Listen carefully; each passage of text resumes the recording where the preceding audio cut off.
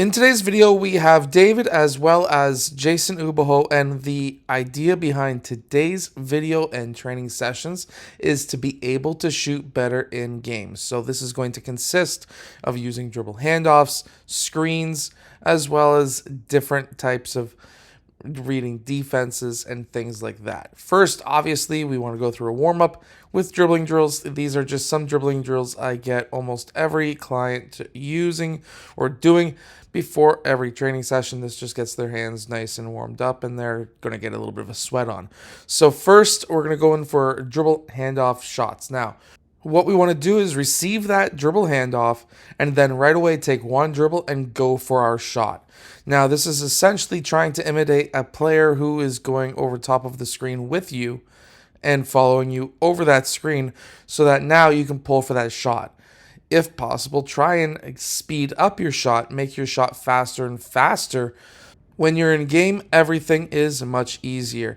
Now, once they receive that dribble handoff, they're going to take one dribble towards that side they were heading towards. They're going to stop, and they are going to use me as a re-screen. David does this a ton in games. However, this is still a fantastic skill to be able to have. And if you are looking to work with big players potentially on your team, you're going to need to be able to shoot off of a dribble handoff or off of a screen, because that's very important. Remember, if your man goes over top of that screen, you want to then attack the basket or pull for a quick shot. If your man goes underneath that screen, you need to pull for that shot and try to create a little bit more distance between yourself and your defender. Now, in this next drill, where I'm going to have the players, David as well as Jason, dribble up to the point from half court. They're going to dribble out towards the right or left side, depending on the drill that we're doing. We ran this on both the right and left sides. And then they're going to be using me as a screen. And I would like to see them pull for a shot as early as possible. This would be our number one option in this drill, and that is to try and pull a shot. Because now you are getting used to the timing coming off of a dribble handoff earlier on, but now coming off of a screen and roll, that now you're going to be very successful being able to shoot. And if you can speed up your shooting in practice, you're going to do extremely well. Then we switched over to vertical jump training, and what we did today was 15 dunks, or at least attempt to dunks. Obviously, this is an outside court, so it's not the easiest to be able to dunk on. It's not like a wooden floor that we play on at our schools. So now, of course, what we're going to be working on is our ability to get open with off-ball screens. Being able to utilize off-ball screens is the same idea as if you were using the player as a dribble handoff or calling for a screen yourself. But now you just don't have the ball to start with.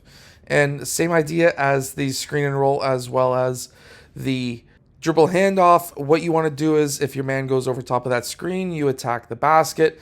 And if your man goes underneath that screen, you're going to pull for that shot as early as possible. Now, we want to work on the exact same drill, and we don't want to punish our players. Now, obviously, we were looking to shoot threes, but we do have a few clips of David and Jason attacking the rim. We don't want to say, no, don't do this to our players, because this is just something that they did on the top of their head because they had the lane. Because this is something that they would be doing in game, is attacking the basket. So we don't want to tell them not to do it, but at the same time, we also want to tell them, hey, great option, but now I want to see a jump shot.